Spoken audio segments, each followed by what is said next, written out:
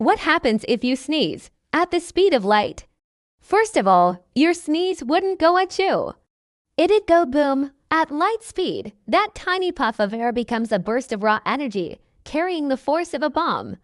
Your nose, face, skull gone, the air molecules you just ejected. Compressed into plasma hotter than the sun, you'd vaporize yourself and probably take your neighborhood with you. Einstein's equation, E equals mc, means even a sneeze packs infinite punch.